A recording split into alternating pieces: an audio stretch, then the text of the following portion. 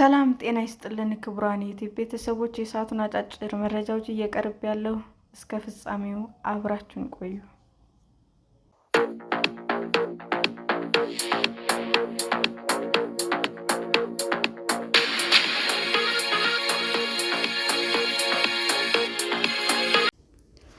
የሰባተኛው ሀገራዊ ምርጫ ድምፅ መስጫ ቀን ሰኞ ግንቦት 24 ሆነ። የኢትዮጵያ ብሔራዊ ምርጫ ቦርድ የሰባተኛው ሀገራዊ ጠቅላላ ምርጫ ድምፅ መስጫ ቀን ግንቦት 24 2018 ዓ.ም መሆኑን አስታወቀ።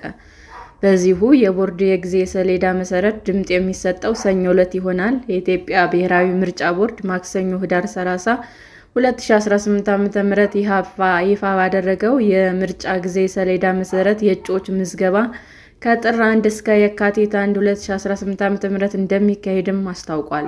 ለሰባተኛው ጠቅላላ ምርጫ የሚካሄደው የምረጡኝ ቅስቀሳ ዘመቻ ከጥር 1 እስከ ግንቦት 19 2018 ዓ.ም እንደሚሆንም የወጣው የጊዜ ሰሌዳ ያስረዳል። ቦርዱ የመራጮች ምዝገባን በተመለከተ በቴክኖሎጂ ራስን በራስ መመዝገብ ከጥር 15 እስከ መጋቢት 7 2018 ዓ.ም የሚካሄድ ሲሆን የመራጮች ምዝገባ ደግሞ ከየካቲት 7 እስከ መጋቢት 7 ለአንድ ወር እንደሚካሄድ አስታውቋል።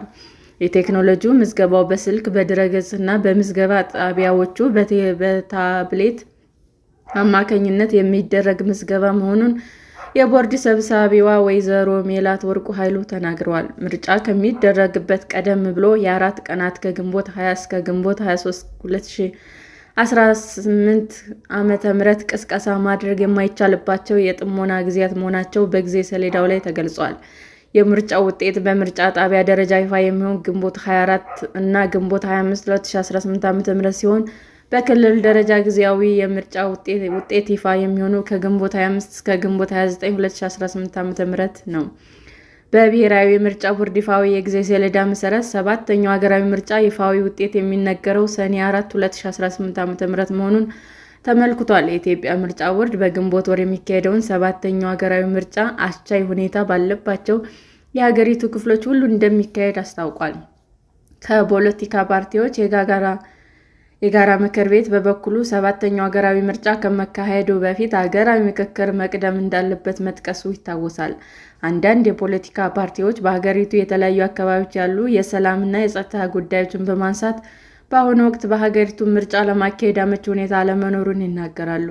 ጠቅላይ ሚኒስትር አብይ በዚህ ዓመት መጀመሪያ ላይ በሕዝብ ተወካዮች ምክር ቤት ተገኝተው ከዚህ ቀደም የተደረገው ምርጫ ጦርነት በነበረበት ጊዜ መካሄዱን በማንሳት ምርጫው እንደሚካሄድ አረጋግጠዋል።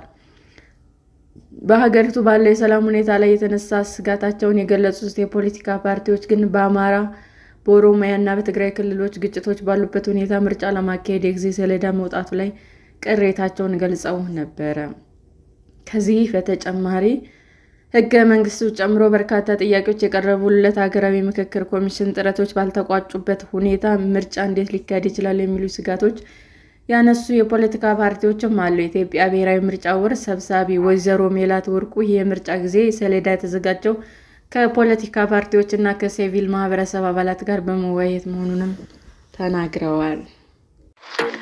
ሰላም ጤና ይስጥልን ውድ የዩቲዩብ ቤተሰቦቼ እንዴት ናችሁ? አዲስ ጀማሪ ነኝ እና ሰብስክራይብ ያደረጋችሁ አበረታቱኝ። አመሰግናለሁ። ክቡራን የዩቲዩብ አድማጮቻችን ለሰዓቱ ያቀረብኩላችሁ አጫጭር መረጃዎች ይህንን ይመስል ነበር። በሌላ መረጃ እስክንገናኝ ሼር፣ ላይክ፣ ሰብስክራይብ እንዲሁም ቢቀርብልን የምትሉት መረጃ ካለ ኮመንት እያደረጋችሁ ቸር ቆዩን።